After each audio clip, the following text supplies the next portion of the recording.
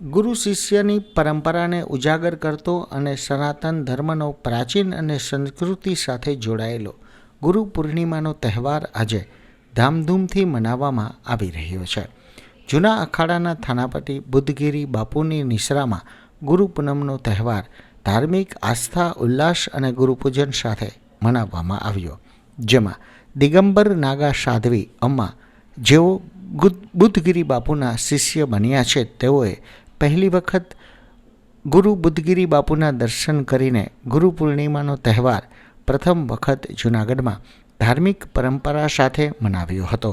ગુરુ પૂર્ણિમાના દિવસે ગુરુ શિષ્યના સંબંધને લઈને બુદ્ધગીરી બાપુએ ઈટીવી ભારત સાથે કરેલી એક્સક્લુઝિવ વાતચીતમાં ગુરુ પૂનમના તહેવાર વિશે જણાવ્યું હતું કે ઓમ નમો નારાયણ, જય ગિરનારી.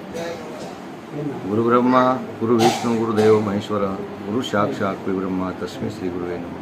ગુરુ પૂર્ણિમા એટલે ગુરુ મહારાજની પૂજા, ગુરુ મહારાજની અર્ચના, જે ગુરુ મહિમા, ગુરુની પૂજા, ગુરુ દર્શન, એ ગુરુ પૂર્ણિમા દુર્લભ હોય છે.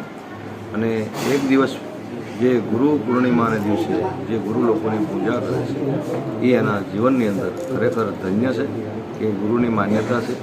આજ કળીકાળની અંદર ગુરુ પ્રત્યેનો વિશ્વાસ, શ્રદ્ધા અને ગુરુ પ્રત્યેની જે લાગણી છે, એની શ્રદ્ધા જ એને સફળતા અપાવે છે, એનો વિશ્વાસ જ એને સફળતા અપાવે છે. તો ગુરુ મહિમા, ગુરુ જે કહેવાય છે કે ગુરુ જે છે એનું વર્ણન કરી શકીએ નહીં. જનેતાનું વર્ણન ન થઈ શકે, ગુરુનું વર્ણન ન થઈ શકે. ગુરુ છે તે સર્વે સર્વા છે. ગુરુ છે એ જ ભવતાર પાર તારે છે. અને ગુરુનો મહિમા એવો છે, ગુરુ નામનો મહિમા એવો છે, ગુરુ પદનો મહિમા એવો છે.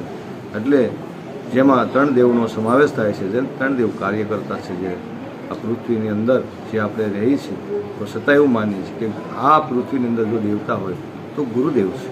આ કળીકાળની અંદર ગુરુની પૂજા થાય છે, ગુરુની વિશ્વાસ રાખે છે અને ગુરુ પર જે શ્રદ્ધા રાખે છે એને ચોક્કસ સફળતા મળે છે. ઓમ નમો નારાયણ, જય ગિરનારી. ఓం నమ శివాయ, జై శ్రీ మహాకాల్. ఓం నమో నారాయణ, జై మాతాజీ.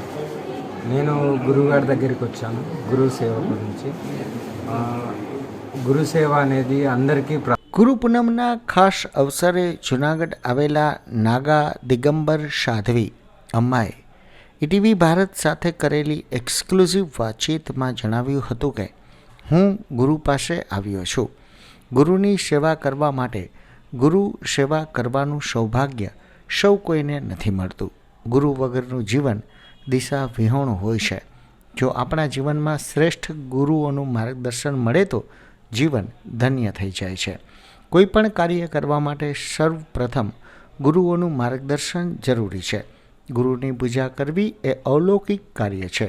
ગુરુની પૂજા કરવી સાક્ષાત ભગવાનની પૂજા કરવા બરાબર છે. ગુરુની પૂજા બ્રહ્મા, વિષ્ણુ અને મહેશની પૂજા કરવા સમાન છે.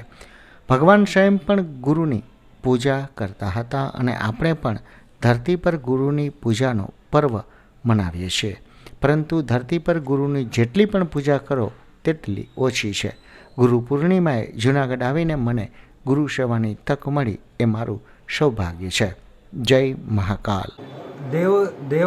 దేవుళ్ళకే ఉన్నంత ఇప్పుడు ఈ ధర్తిలో, ఈ భూలోకంలో గురువు లేనిది, గురువు సేవ ఎంత చేసినా అది తక్కువనే. ఈ గురు పూర్ణిమకు నేను జునాగఢ్ రావడం, గురువుకు సేవ చేయడం, ఇది నేను అదృష్టంగా భావిస్తున్నాను. તેલંગાણાના દિગંબર નાગા સાધ્વી અમ્મા આજે પ્રથમ વખત ગુરુ પૂનમના તહેવારને લઈને તેમના ગુરુ બુદ્ધગીરી બાપુના દર્શન અને પૂજન માટે ખાસ ઉજ્જૈનથી જૂનાગઢ આવ્યા હતા. દિગંબર સાધ્વી તરીકે સનાતન ધર્મની તમામ પરંપરાઓનું પાલન કરીને અમ્માએ પરંપરાગત રીતે પોતાના ગુરુ બુદ્ધગીરી બાપુનું પૂજન કરીને ગુરુ પૂર્ણિમાનો તહેવાર સનાતન ધર્મની આસ્થા સાથે પહેલી વખત જૂનાગઢમાં મનાવ્યો હતો. જૂનાગઢથી ઈટીવી ભારત માટે મનીષ ડોડિયાનો અહેવાલ.